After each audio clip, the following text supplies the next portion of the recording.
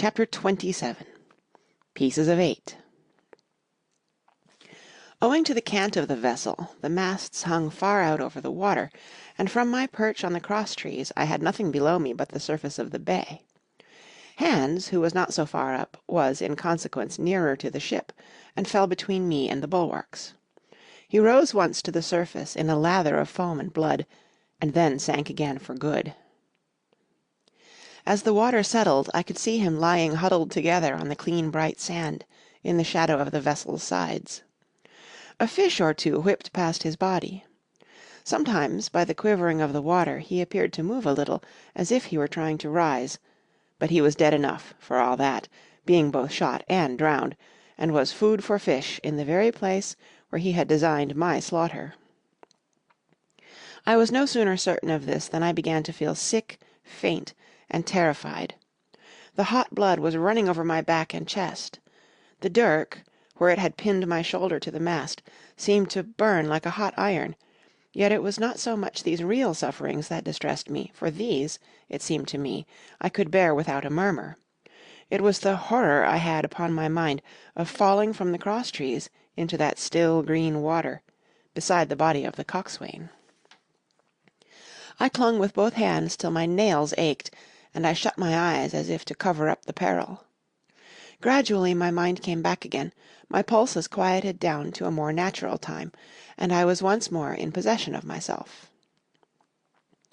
It was my first thought to pluck forth the dirk, but either it struck too hard or my nerve failed me, and I desisted with a violent shudder.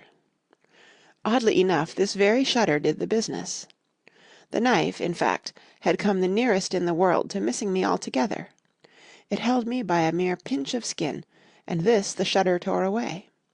The blood ran down the faster, to be sure, but I was my own master again, and only tacked to the mast by my coat and shirt. These last I broke through with a sudden jerk, and then regained the deck by the starboard shrouds. For nothing in the world would I have again ventured, shaken as I was, upon the overhanging port shrouds, from which Israel had so lately fallen.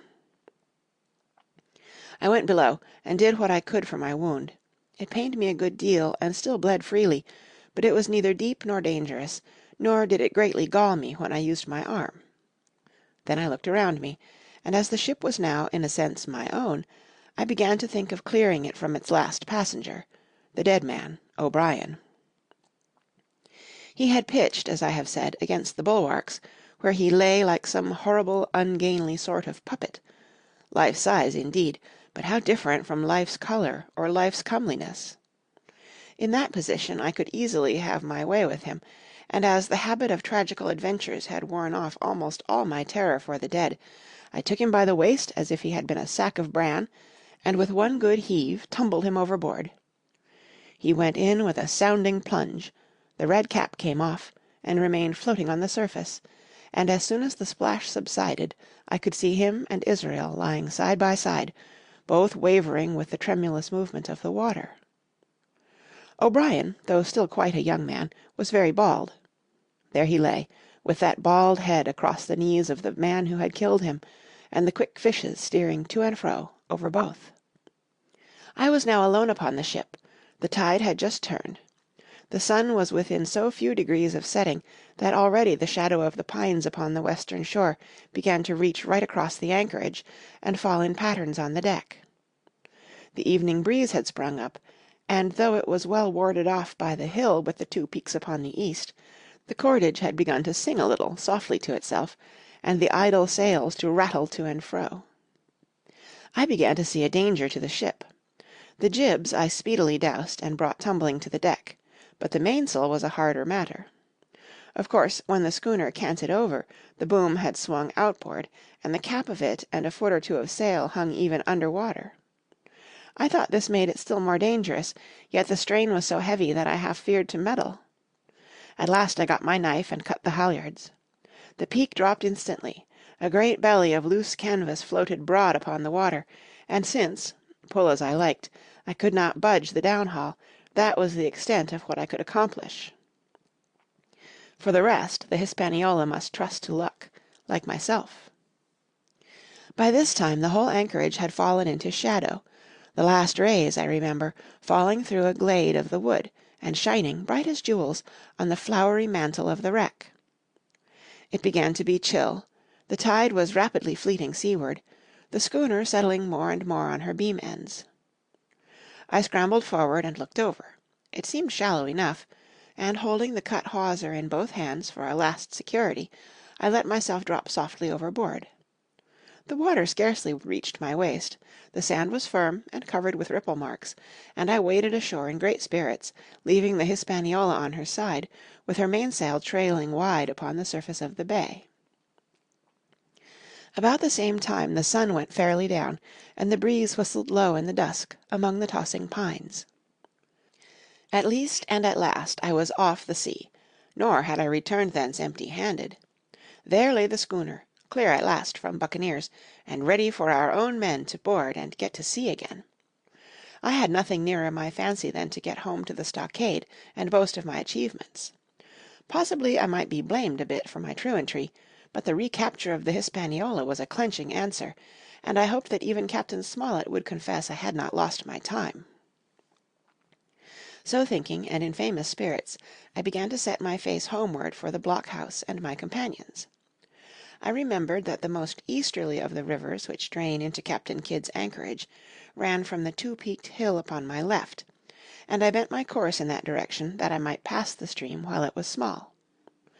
The wood was pretty open, and keeping along the lower spurs, I had soon turned the corner of that hill, and not long after waded to the mid-calf across the watercourse. This brought me near to where I had encountered Ben Gunn, the Maroon, and I walked more circumspectly, keeping an eye on every side. The dusk had come nigh hand completely, and, as I opened out the cleft between the two peaks, I became aware of a wavering glow against the sky where, as I judged, the man of the island was cooking his supper before a roaring fire. And yet I wondered in my heart that he should show himself so careless. For if I could see this radiance, might it not reach the eyes of Silver himself, where he camped upon the shore among the marshes? Gradually the night fell blacker. It was all I could do to guide myself even roughly towards my destination. The double hill behind me, and the spyglass on my right hand, loomed faint and fainter.